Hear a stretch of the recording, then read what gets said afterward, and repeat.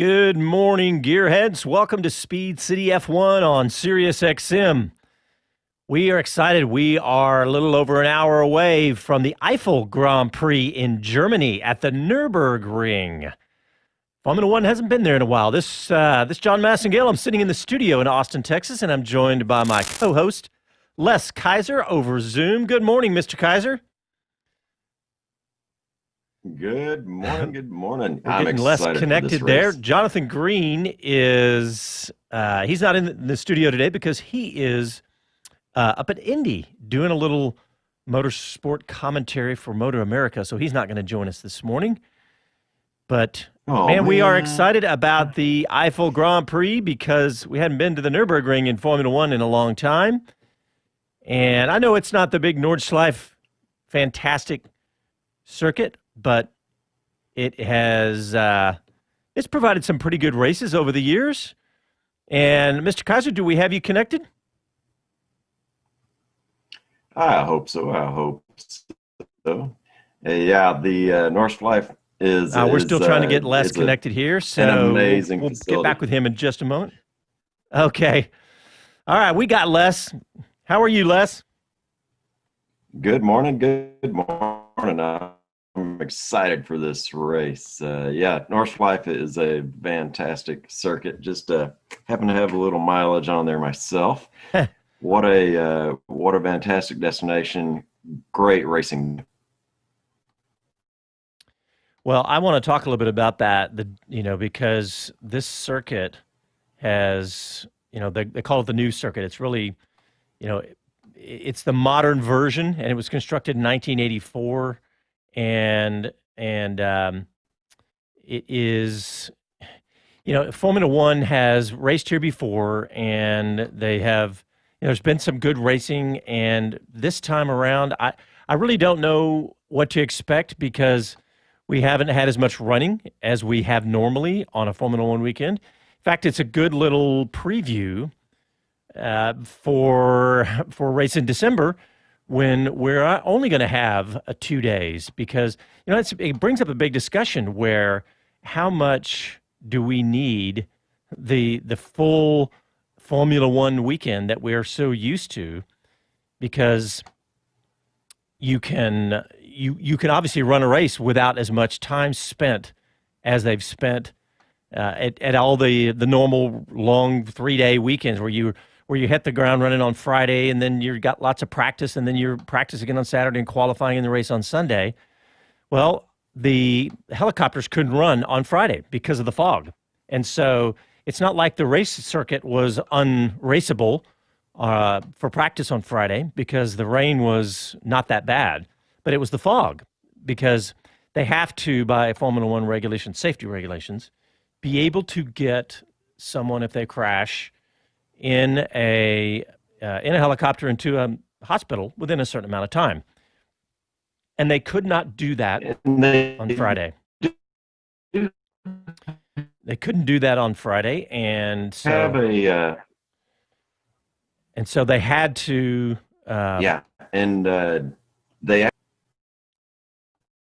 Les, we're really losing you bad, buddy. We're going to have to try reconnecting or something, because it's just not connecting, bud. So we'll come back to you here in a minute. But going back to Friday is that we didn't have the time because the helicopters couldn't do it in a certain amount of time. So we ended up having to cancel all the running, both FP1 and FP2 on Friday morning, which I don't know. A part of me was kind of excited about it, because you come into the weekend going, is it a little bit of a level play field leveler? In other words, your big teams, Mercedes and Ferrari and Red Bull and everybody get all that data that they use so well. And the midfield teams, obviously they gather data, but it's just when you've got the budgets of the big teams, you end up gathering more data, and by the time Saturday morning hits for qualifying and Sunday morning, you've got so much data. You know exactly where you're going to be. You know exactly what the car's going to do. And without that, you've got a little more, it's a little more interesting. You get a little more unknown going on. So I don't know. We'll see how that plays out. and because they're talking about possibly doing that more. So we'll see. But yeah, we're going to talk all about the Eifel Grand Prix in Germany, and we'll talk a little bit about why it's called that. Actually, I'll jump into that now because it's really just a simple thing. Is that you've got you've got that name tied to other races, so um, it ends up just they're using the name Eifel Grand Prix because they're the German Grand Prix is already used. So, but the race today, we are about an hour and 10 minutes away, and the race today is looking like you got Valtteri Bottas on pole, which nice follow up from winning the race for him, and he looked good. He looked like he really put in a nice smooth lap and looking fast. I feel like I gave Valtteri Bottas on the air a little bit of a hard time before the race last weekend, before he won, of course. But he's kind of, I hesitate to say unsung or underappreciated, but I think that's true. I mean, when you race alongside Lewis Hamilton, you're going to have that, and there's no way to avoid that racing alongside potentially the best ever. And so, but he's on pole and looked fast and has figured out the car for this weekend. Obviously, he's on pole ahead of Lewis Hamilton. So we will see if he can follow up his win in the last race to another win this weekend. And, one of the things about Bottas is that we talked about it last week, is that Bottas has been criticized a little bit for not having the fire in his belly a little bit, I guess is a good way to put it. And so he came out last week, if you recall, telling everybody to F you because he just, I guess, is feeling that pressure and feeling that he needs to be, performing at a higher level and at a level of aggression, which we haven't seen. But he's about 44 points behind Lewis Hamilton coming into this weekend. And so we'll see if he can narrow that gap. I mean, obviously, the big way for this to happen is if we could end up having some rain, and that's the one thing about the German Grand Prix here, the Eifel Grand Prix in Germany here, is that the potential for rain is always there. The potential for weather, especially in October. I mean, that's kind of what the Nürburgring is known for, is that that possible chance of weather just about any weekend. So we will see how that plays out. It's looking dry right now, but but we'll see how that plays out. But just looking down, let's talk about the grid. I think we have Mr. Kaiser back. Les, how's it going, buddy? Check out, see if that works any better. Yeah, there we go. Sounds like we got you now. All righty. Well, are you getting excited for the Eifel Grand Prix? You know it. I had the great opportunity to take a few laps on it a few years ago, and that's the full Nordschleife lap. Fantastic facility, lots of history everywhere. What you're going to see them racing on is called the GP Loop or circuit. It is smaller. I encourage you, if you're listening to this show, you've probably got an interest of going there, and be sure and go. Check the public drive sessions. They don't happen every day, but it's really great. You get to take one lap. The big lap, it was about $34 American when I was there a few years ago, and there's quite a few different ways of taking it. Racing history, gosh, just a phenomenal racing history all around it. Automotive industry, we hear about lap times are kind of the benchmark for different automobiles. There's also industry row, some people call it, or the Skunk Works area.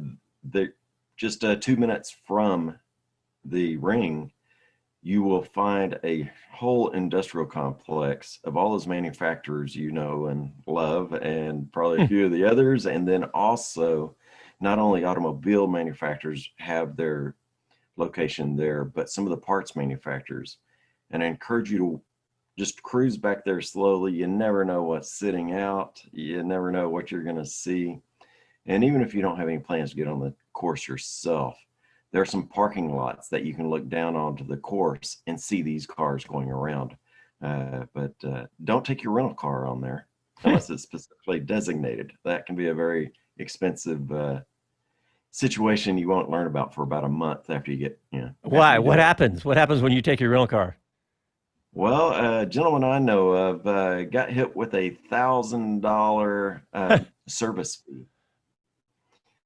He was already back home, thought he had everything sorted and his budget and his vacation covered. And somewhere in the fine print was he got charged an extra $1,000 because his car was not only detected, but they have bounty hunters, just just like it sounds. Photographers that are out along the course, probably they're trying to get a picture of that new model, whatever that is being tested out there. But he was sent a photograph of him in the regular rented street car taking a very spirited drive on the track. Oh, that is hilarious. I had that And happen. I had a similar incident. I rented a car. I rented a BMW when I was in Connecticut, when I was going up to Lime Rock. I was actually going to the Skip Barber Race School up there. But they warned me at the rental car place. They said, by the way, if you happen to be going to Lime Rock in this little sporty BMW, we are measuring the tread depth before you go to the circuit. And I mean, before well, they measure the tread depth when you rent the car, and when you bring it back, they make sure that the tread depth matches the mileage you put on the car. In other words, if you go to the racetrack and scrub off all the tread, they're going to make you replace the tires. So I guess that's any rental car I, place within a few miles of a circuit does stuff like that. they probably don't appreciate the term exfoliate. Exfoliate. Yeah. Oh, that's funny that he got a picture in the mail and said, "Here's your $1,000." Well, that's about right. $1,000 for a set of tires. That's primarily what they're worried about, is that you can ruin a set of tires on a racetrack pretty easily. Yeah, for quite a while he had it as a Facebook profile. It was pretty funny. He said, "Hey, well, I've paid as much for photographic sessions and driving, so it's all good." Oh, that's good. Hey, we'll have to talk a little bit more later on about how you could go do that trip and get on track in a legit car that you won't wind up with an extra $1,000 fee on that. But I can share that later on. That's right. Well, I was just, while you were getting reconnected, I was just talking a little bit about, I would say Eifel Grand Prix instead of the German Grand Prix, and how Bottas is having a little bit of a resurgence here going on. How he's, won the last race and is on pole, looking good. I think because everybody was criticizing, myself included, he's gotten a little more aggressive.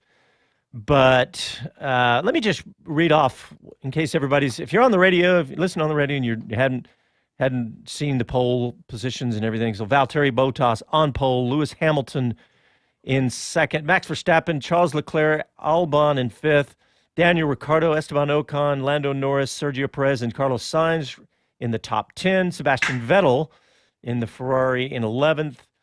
Pierre Gasly, 12th. Daniel Kvyat, Antonio Giovinazzi, Kevin Magnussen, the first Haas F1 car, in 15th. Then Roman Grosjean, George Russell, Latifi, Raikkonen, and Hulkenberg, of course, which is a big story we're going to talk about. Hulkenberg got to step in the car with just a few minutes to go. But I do want to talk a little bit about the front of the grid because, in qualifying in Q2, Lewis Hamilton had a good lap on the medium tire. And in fact, he turns out he had a good enough lap to stay on that medium tire to start the race. If he'd fastest lap in Q2, you start the race on that tire, and he would have been able to move into Q3 on that medium tire, but he actually went out just to be safe, on the safe side, and had put in a really fast lap, a 125.3 on the red tire, on the soft tire. So he ends up on the soft tire as well. And I know that he, anytime you can start on a different strategy from your teammate, at least makes it interesting for us. And I think that would have been an advantage, probably, knowing that I'm just looking at checking the television, checking the weather, and it still looks nice and dry. But we'll see how that works out. But Les, anything that struck you about qualifying in particular? Oh man, I love the drama, but Hulkenberg is back with got his coffee Oh interrupted, yeah. you know, in time to get over there. He was actually in Cologne, which is about an hour away, a little bit more, depending on what you're driving or not. And he got called because Lance Stroll was not feeling well, and immediately came in, jumped in, got just a little bit of seat time, and Hulk is Hulk. He rocked it. He didn't finish great, but gosh, this guy needs a seat.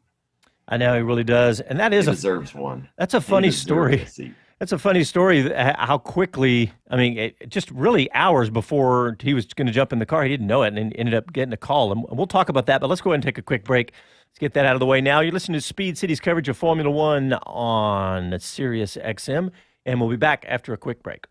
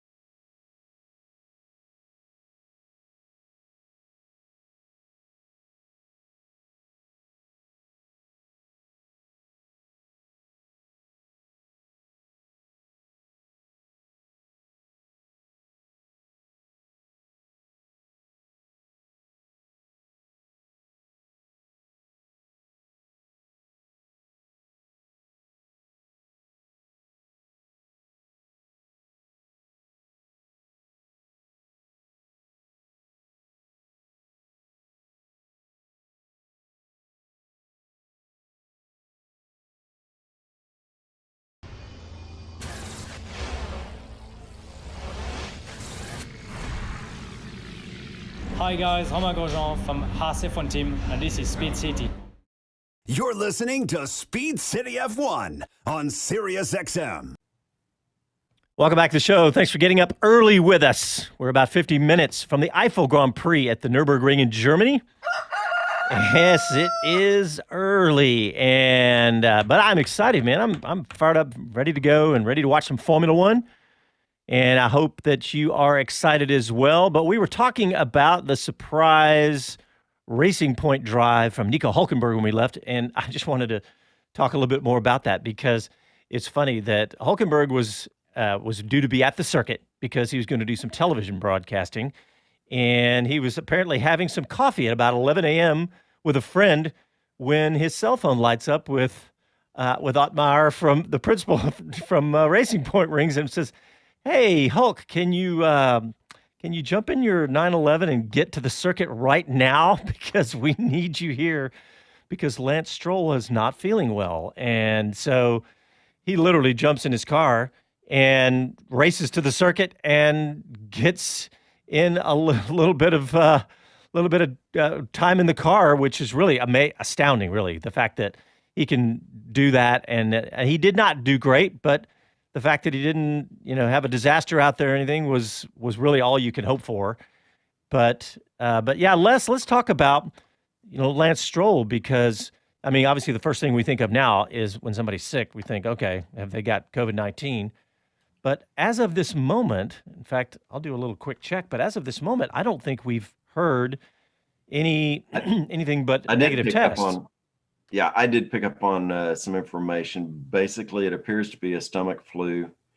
The latest I had last night before going to bed was that it doesn't seem to be COVID at that moment. I'll dig around and see if we can come up with something fresh this morning. But So he's just been not feeling well. So even though that you think about COVID and all that, but he's just been having an upset stomach and flu-like symptoms. But yeah, it was it was just 30 minutes before FP3 when he was like, "Yeah, I don't think I can do it." So yeah, in fact, there were a few details that I didn't even want to know about that they were talking about why he didn't Yeah. want to be in the car.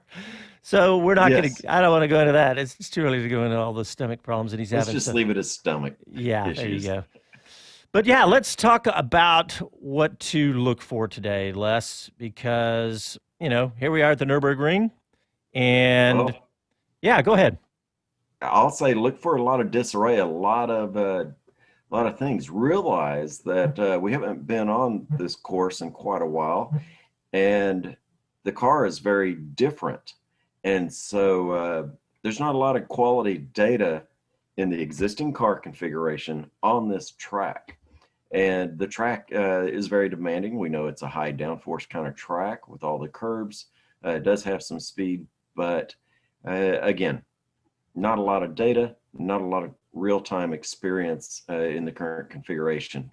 So I think you're going to see a lot of things going out. Expect a two-stop race, I would say, for most everyone because of the aggressive. We saw some graining in tires through free practice and qualifying. That's going to be a test to everything, and that's really where it's going to come in. We always say tires, but in this case, you get the added benefit or you get the added complexity of not having recent runs here. Yeah, that's true. Good point. You haven't had those, get the track conditioned, rubbered in, whatever you want to call it, and the changes that does to the track. But speaking of tires, I'm thinking about the stops and how that can really make or break our entertainment factor and how that affects the racing.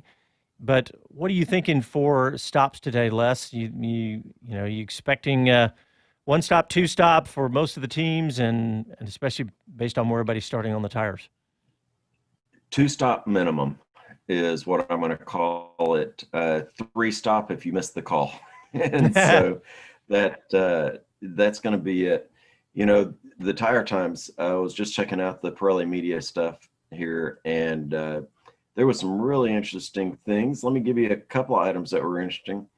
So as we came up, tire compounds, Magnussen turned the best lap time on a hard C2 with 1:34. So quick math here coming up. The medium C3, they've got terrible coloring on their report there. Can't tell the colors C3, apart. Hamilton turned a 1:26. So roughly 8 seconds difference between a medium and a hard in the fastest laps turn. Now, I realize not everybody was going to go out and push on a hard tire the way Magnussen did. So don't take too much into that, but that's significant difference. 8 seconds is light years or whatever you want to call it away. And so I think that's a significant difference that we're probably not going to see hard because there was a lot of understeer out there that folks were dealing with on the hards. You got to have the downforce. You got to have the stickiness on this track to have the confidence.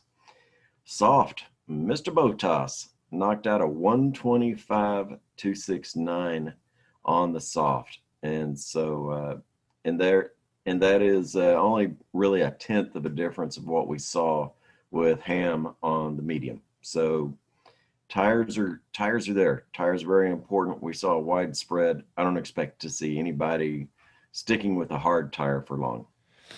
Yeah, and one thing you mentioned, the Haas team. The Haas team got into Q2, and in fact, Magnussen got into Q2, and really Grosjean would have had he not violated track limits just slightly. So the Haas team looking like they've got a little more speed than they have of late. And I don't know where they found that. That's, we've had Gunther Steiner on the show a few times, and we're due to have him back before I've too got long. a little notion on that. Yeah, what do you got? If I recall correctly, there are no seats secured for the Haas team for next year. Yes, that's true. Think it's freshening up the resume there? I just think that that's a good point. Whether you want to keep the job you have or get another. I mean, look, man, these guys, they're going at it flat at it every weekend, but I think that they've just found a little, as the team evolves down the season, they found a little speed. I'm just glad to see it because it's been a little disappointing to, try to get excited about the Haas, our American team, when they've not been doing well. But we knew after the first race of the season this was going to be a tough year. But hey, you never know what can happen at the ring, so we'll see what goes on with that. But hopefully they've got some speed, and if Magnussen can start the race the same way he's been starting, how many places did he make up last weekend? Like 9 places or something at the beginning of the race. He's been averaging. I'd like to see the stat on that. The first lap grids positions gained by Kevin Magnussen. He must be averaging about 4 places in the last few races. Yeah, glad to see that coming up. Magnussen, I feel like, is getting informed, getting connected with his car. It's it is something different. I'm anxious to see him continue. I like dealing with Kevin personally. He and Grosjean are both good guys. Kevin is fun, and as we've gotten to know him over the years, is a bit chatty. And wait, you're talking the same Kevin Magnussen I'm talking of? Thinking of? He's I guess he can. He's just very, he's not emotional at all. He's very straightforward, but I guess he can be a little bit chatty. But could be. Well, I don't know. I tend to approach him, and he seems to talk. Well, that's the difference right there. You're Mr. Nice Guy, and everybody wants to talk to you, Mr. Kaiser. I'll take that.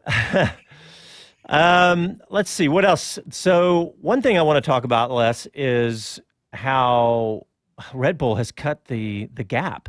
I mean, you see at one point I thought that Verstappen was going to take the pole because they have cut the gap, and his lap time a 125.4. I mean, less than 0.2 off Mercedes' best. Looking fast. Absolutely. What's going on is a lot of folks are getting their upgrade package here, or they're completing it. And so a lot of it is aero. There were some wingtips that have shown up that are different. And now here's a term I learned. Mr. Massengale, what is a monkey seat on a Formula One car? A monkey seat. I don't have time to Google that. What is that? The monkey seat is a small airfoil back behind the engine, kind of just above the rear of the engine. Oh, yeah.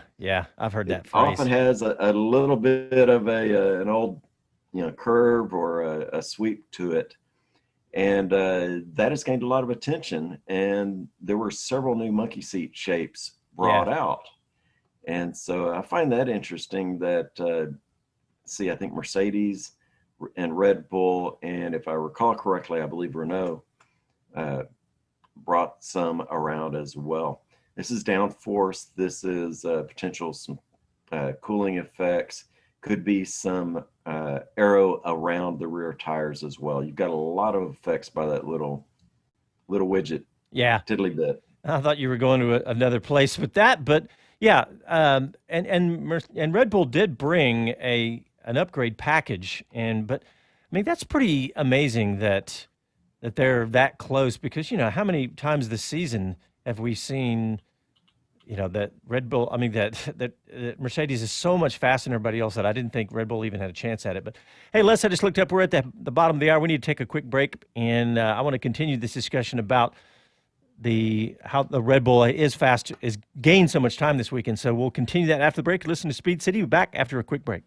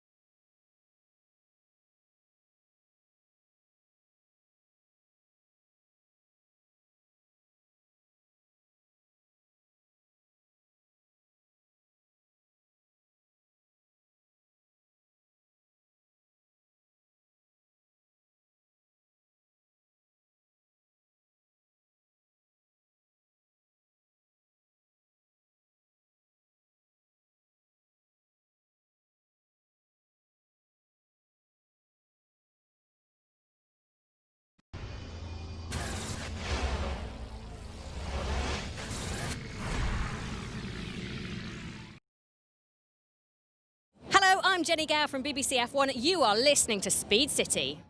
You're listening to Speed City F1 on Sirius XM. Rest in peace, Eddie Van Halen. Sounds of our youth, Les. Oh, no kidding. Saw him play 4 times at least, and gosh, great showman, great guitarist. Thanks for the memories. Yes, sir. When we went to break, we were talking about Red Bull cutting the gap to Mercedes, and I mentioned that. I said I want to talk about come back and break because that's going to lead into a much bigger discussion we're going to have about Honda leaving F1 and how the dominoes. That's going to be it's going to be a fascinating discussion and really interesting to watch what happens with all of that. But and we're going to go into that here in a few minutes. But Les, I want to talk about a couple of records that are potential this weekend. You've obviously got Lewis Hamilton sitting on the precipice there of setting the all-time race victories. He can match Michael Schumacher's 91 race victories, but Kimi Räikkönen is about to racing at age 40 plus is about to set the record for all-time Grand Prix starts with 323 in less than an hour. So that's going to be pretty cool. Although we had Kimi on the show a couple weeks ago, and he didn't really seem like he cared all that much about it. A lot of athletes don't really think about that when they're in the middle of it, maybe pause, but especially Räikkönen, it doesn't seem like something that he would get all excited about. I think he'd rather be fighting up closer to the front of the grid than worrying about the number of Grand Prix he's started. But those are a couple of cool records that we could be watching today to pay attention to.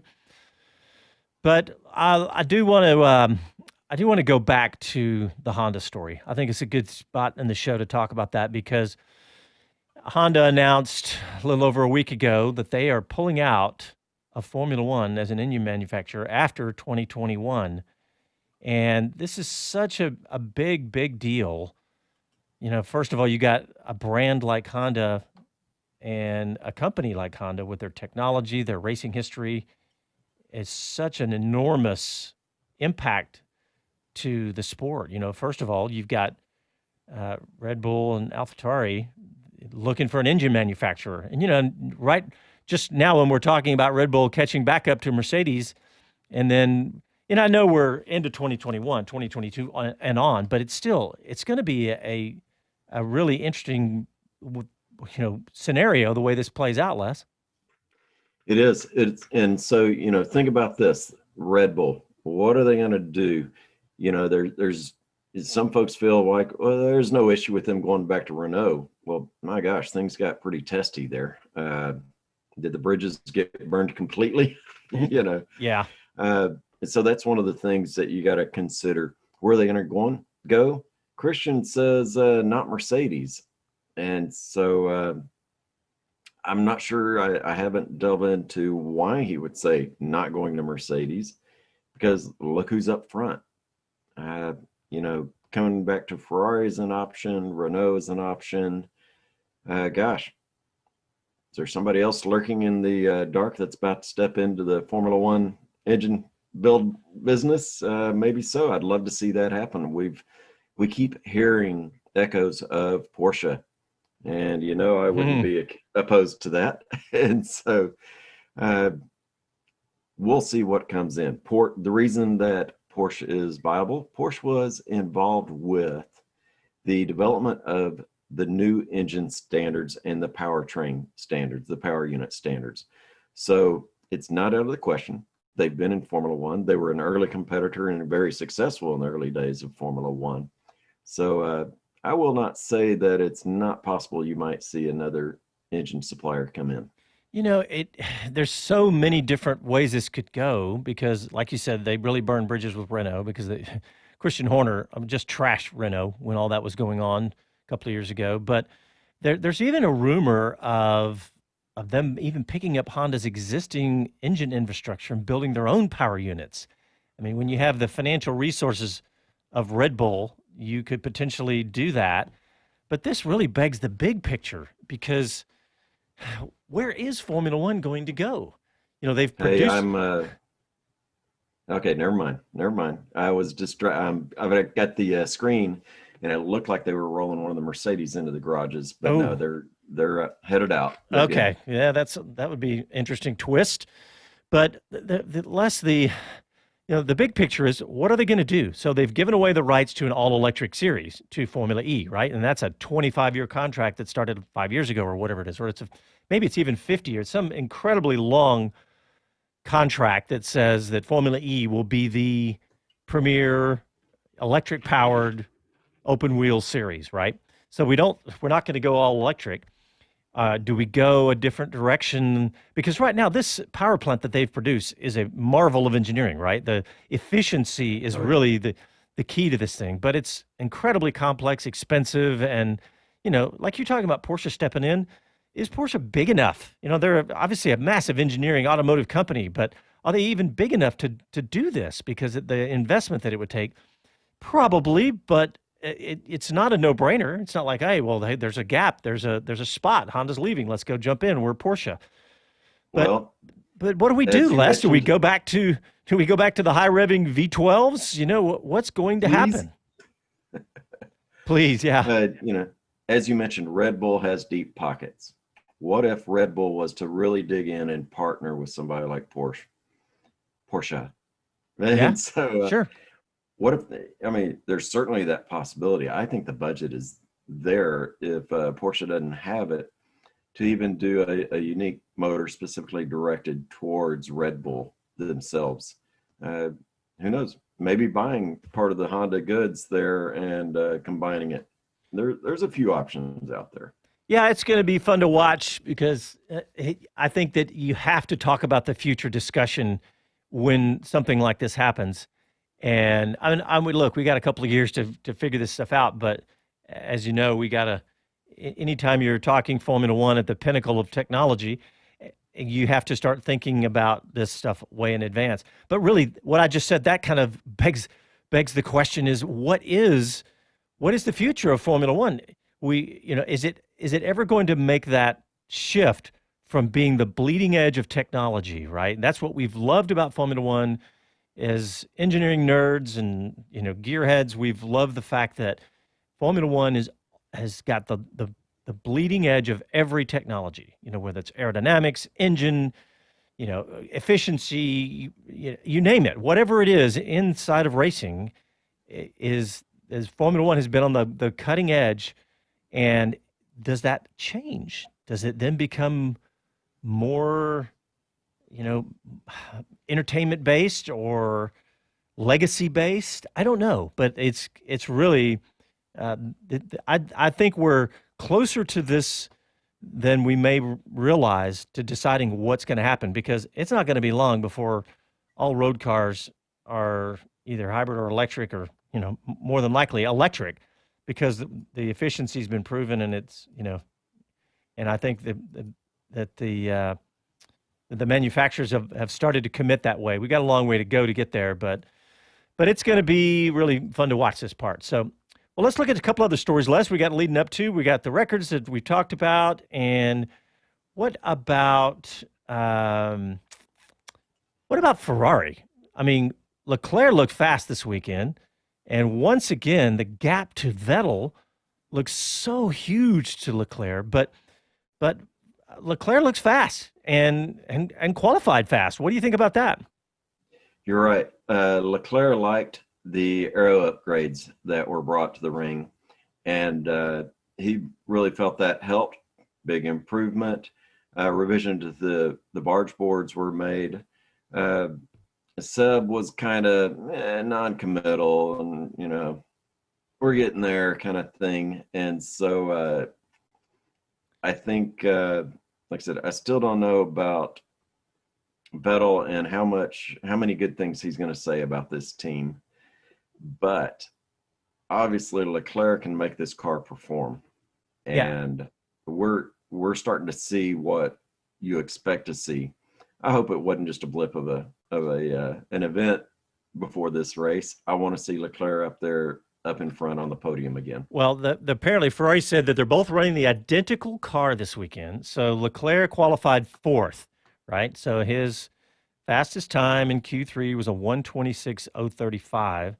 Scrolling down to Sebastian Vettel, 1:26.7 in Q2, all the way down in 11th place. So if they have identical cars, that is a massive gap. I mean, geez, you're talking 0.7 to his teammate in identical machinery. Yeah, folks, if you notice, that was John's version of commentary, because he was having to scroll that far to show the distance between these two guys. This is a big deal. It's a curiosity why Ferrari is split like this. How often we've seen Vettel lagging behind Leclerc so much, and we've all questioned: did Leclerc get in Seb's head? What is going on when they show up in same car and Vettel just doesn't hit the marks? I don't know. We'll keep on going to see. The other one I like, Albon. Always like seeing that guy out there. There he is, right up there in fifth on the grid. So he's just one row behind Max. Great place to see him. And in between, that's that one we just mentioned, Charles Leclerc, split those two guys. Love the battle coming back that we're seeing Red Bull up there regularly. McLaren is coming up with our favorite guy, Lando, around that. I love Lando's performance. I love his presence in social media and the paddock. Yeah, Lando's always he's fun to watch and fun to pay attention to on social media and everything. But I'm just checking out the television, and pit lane is open, and they're out there getting ready to go. I do want to ask you a question, Les. Where do we think Mr. Hulkenberg is going to finish? We talked about him getting the last-minute call-up, and with Lance Stroll out not feeling well. Where do you think he's going to finish today? I'm thinking Lance is capable of about a 15 Nico? place. Yep. Hulkenberg? Yep. Excuse me. Nico will wind up around 15, I'm thinking. The reason is I think he's going to have to get his wits about him, get his feet under him during race conditions. He'll start out cautious. He's last. He's gridded last in 20th spot. He'll come around and he'll get the reins in hand and get after the car. I think that will cause him to be a slow progression in the beginning. I just hope he doesn't get collected into something trying to make a lot of pace on the first lap. My concern is our Haas buddies. This is high downforce. We've had aero issues around the Haas garage, and so maybe with the downforce being such a critical piece on this time, it's a high downforce track, maybe that's going to play well for them, and we'll come up. As long as we don't push into a 3-stop zone, I'm good with Haas potentially getting both into the points. Yeah, and I saw going into the weekend, Gunther was he was saying he wanted some weather. Obviously, Haas wants weather every weekend, but I did see that he was happy that they made it into Q2 with Magnussen. Like I was saying earlier in the show, I mean they've showed some speed this weekend, so we can't count out the fact that if something happens, if you get yellow flags, red flags, you could end up with Haas cars in the points today. I'm just checking out the weather. I keep looking because obviously it's cold out there, but it looks cloudier. I thought I saw some blue sky, but it looks pretty full-blown cloudiness now. So, well, in respect to that, yes, this area is prone to having clouds on the ground, if you will, and that is what led to the issues with the helicopters not having access the other day. Now, very close by is some different elevations, some lower, some higher. And so what they're actually doing to avoid a holdup on the race because of a helicopter that can't get off the ground, they've got ambulances staged, of course, at the track, but they've also got helicopters in other locations very close to the track, very quick area to get to. Should we get into that no-fly zone actually at the track, they can drive down the street just a little ways and fly. And let's not forget, it's 48 degrees at the Nürburgring right now. I mean, that's a pretty unusual cold temperature for Formula One. 2020 continues to deliver the weirdness that it is, but 48 degrees, you don't see too many Formula One races at 44 degrees. And the current weather is now saying it's like, single-digit chance of rain and only 6-mile-an-hour wind. So it doesn't look like it does that, at least the start of the race. And so we'll see how that plays out. So speaking of the weather, the Pirelli report that I saw yesterday talked about the temperature requirements for their tires. And this specifically is relative to the temperature that you were just speaking of. They're going to have a more critical time in dealing with it. It's been a long time since these tires, this compound specifically, has been in this temperature. And it's that graining that comes up when you get into a problem, becomes problematic around the temperature situation and high downforce. So this presents a lot of things. Like I said, I think the favorite approach is a 2-stop, but playing with that colder temperature and the graining that was apparent, some folks are going to get forced into a 3-stop, I believe. Well, it's going to be fun to watch that part of the discussion as well. So, all right, well, let's go ahead and take a break. And when we come back, we'll take you to the top of the race and get them out to the BBC. You're listening to Speed City F1 on Sirius XM. Back after these messages.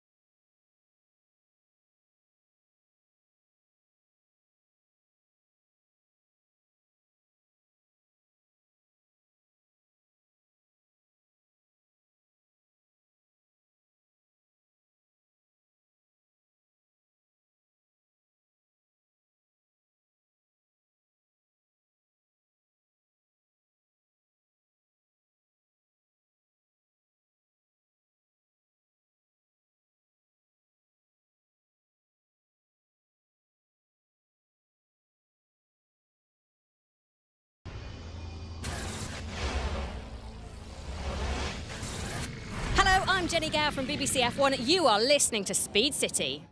You're listening to Speed City F1 on Sirius XM. All right, we're 15 minutes out from lights out at the Eifel Grand Prix in Germany at the Nürburgring. We got Max Verstappen taking the battle to Mercedes. We got Charles Leclerc and the Ferrari chasing a podium from P4. And Nico Hülkenberg back again. I am getting fired up for this, and I want to talk about what to look for today in the race. So at the front of the grid, Les, we got Bottas, Hamilton, Verstappen. Who's going to take this fight in the first lap, Les? Who's going to end up out front after lap one between Bottas, Hamilton, and Verstappen? I know who I want to be out front of that. Well, I'm going to look at the second row to see who's across the start-finish line the first after the first lap. I'm looking towards Max or Charles coming through with that. I'm hoping for, not wishing ill, but butterflies. Lewis has wound up. He was not happy at the end of qualifying, tried to shrug it off, but you could tell it got him in the gut anyway that he wound up behind Valtteri. Valtteri won last race, and so here's Valtteri's on his toes. He's ready to go for this one. Will he get over eager? This is the ring. It happens. It happens, yeah. With Verstappen only 0.3 seconds off the pole, I mean, it looks like a threat right now. But, you know, we don't know what. One of the variables here, as we talked about early in the show, is that we didn't get any Friday running, and so they're really still playing catch-up. You know, they usually go into, at this point on a Sunday right before the race, they've got reams of data from all the running on FP1, FP2, FP3, and qualifying, and they don't have all of that right now. But, man, when you see Verstappen that close, that makes me excited about this. But, all right, let's move down the grid. What about Leclerc? He's qualified in fourth, and, you know, Ferrari's had for Ferrari, they've had a miserable year and all kinds of problems, mainly that the car's just not fast because the power unit's been shut down from its previous glory from last year. So, but what about Leclerc, Les? You think that he can push this thing to a podium? Leclerc liked the way it felt with the upgrades. Again, the fun new term, monkey seat, that we've learned.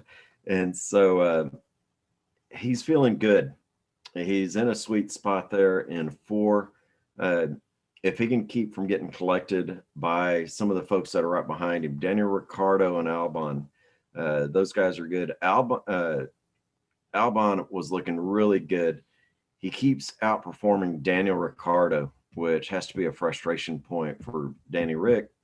But watch that group. You've got a lot of aggressive drivers right there that are capable of really wreaking havoc and really making some great ground in that first lap. But back to Charles, I think he's going to show well today. He felt good. As long as he doesn't get bumped and make tiddly bits out of his new pieces, we'll be good.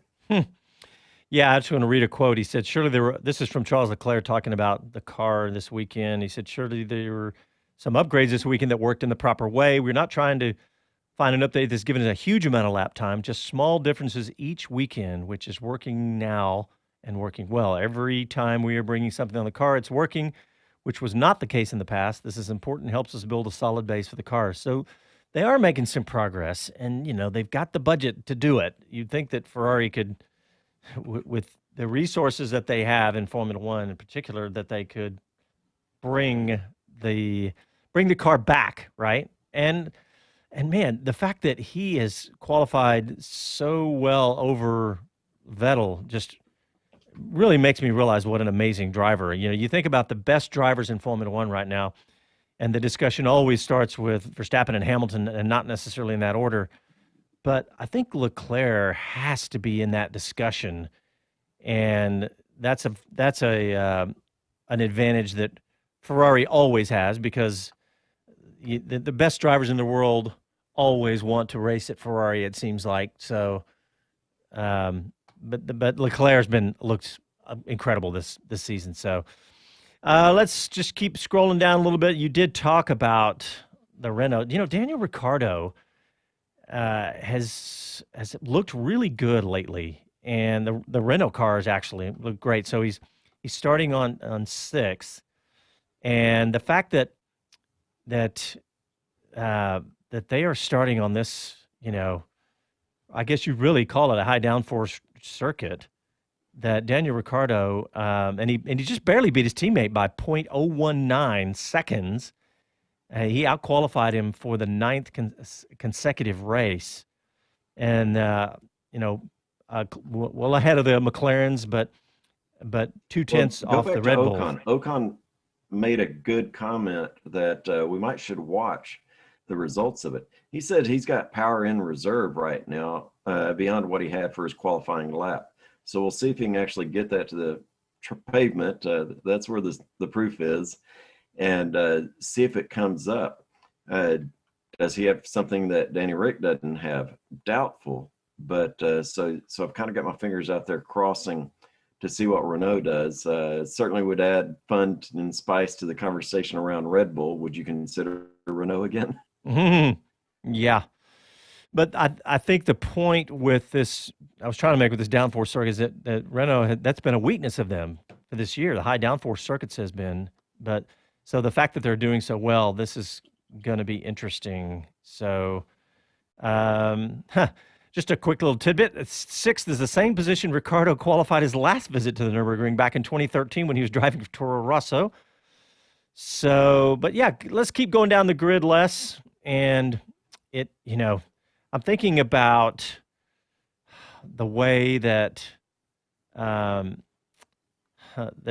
Renault cars, and you got Lando Norris right behind them, and Carlos Sainz, but look where Sergio Perez. So Ricciardo's in sixth, Esteban Ocon in seventh, and then Lando Norris in eighth, and Carlos Sainz in ninth, but Sergio Perez in ninth.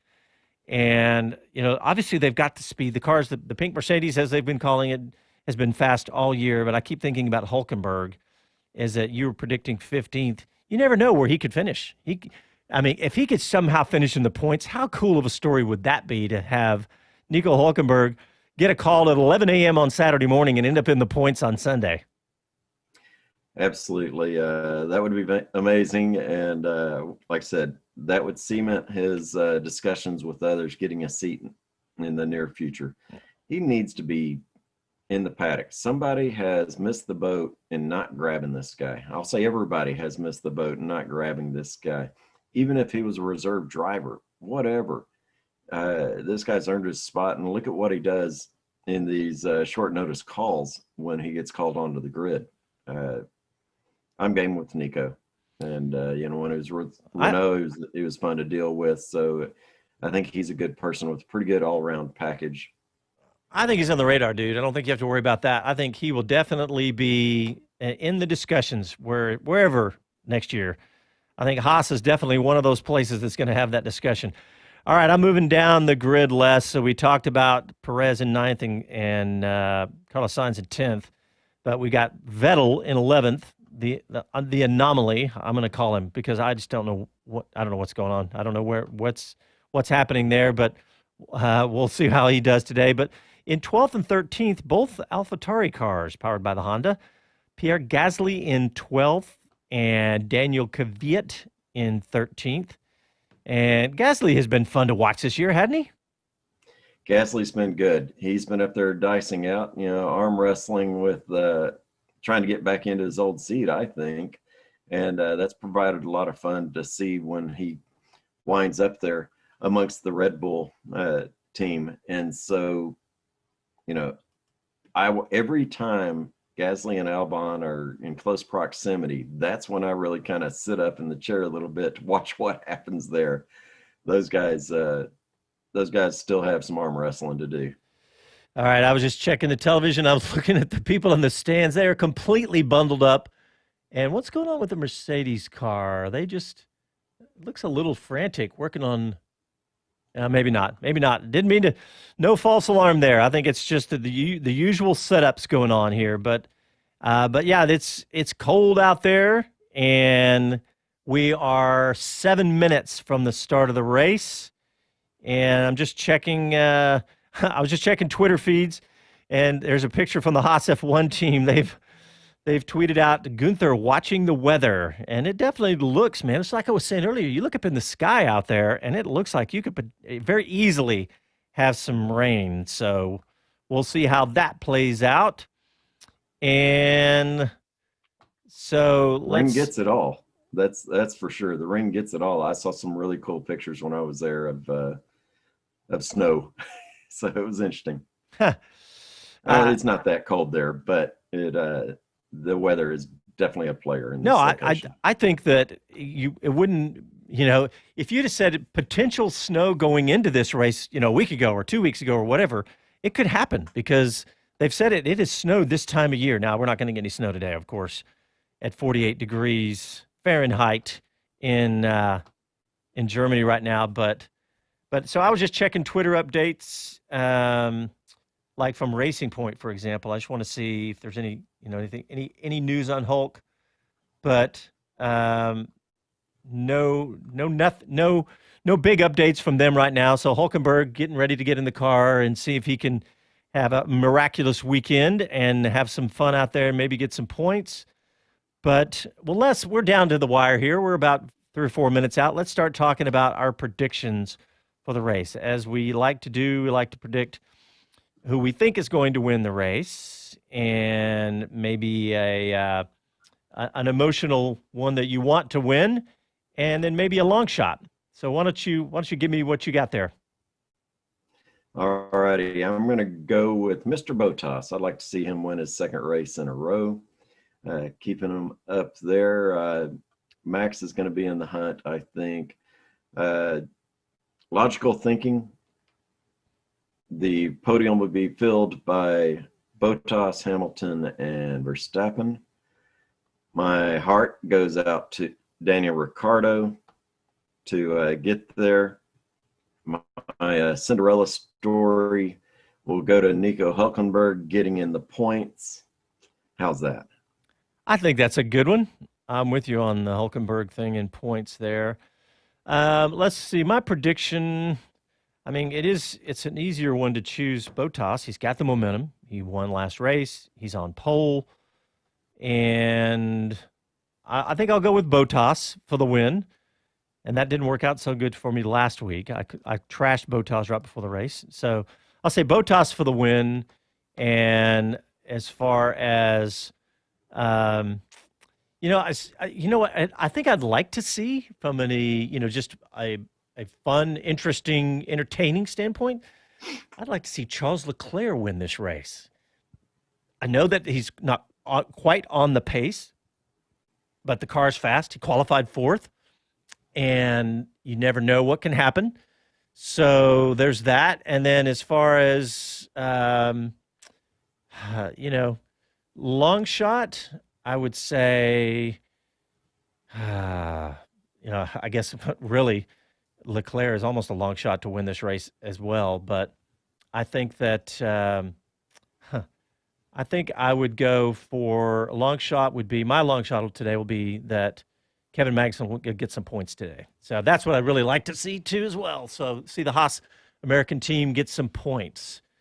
And so I'm just checking out Les, and they're doing a long shot on the camera, and there's plenty of clouds right there on the track, but there's some blue sky not too far away. So I think we're probably going to be okay on weather. So we'll just assume that we're going to have a dry race and see how that plays out. But what about, Les, on the on the Mercedes? There was some discussion earlier about Mercedes having some cases of COVID, right? I know we just got a couple minutes here. But actually, Mercedes, we are down to the wire, Les. I'm sorry. I just looked at the clock. We are down to the wire. We're going to have to head out to the 6 cases. Watch this, because they got backup players on the bench. Yeah, that's what I was going to ask you about. So, all right. Well, thanks, everybody, for tuning in. But don't forget, we're going to be back for a full 1-hour post-race show. And we'd love to give you a chance to talk about it yourself. So write the phone number down, 512-643-5483, and give us a call after the race for the post-race show. Thanks for tuning in. We'll talk to you after the race.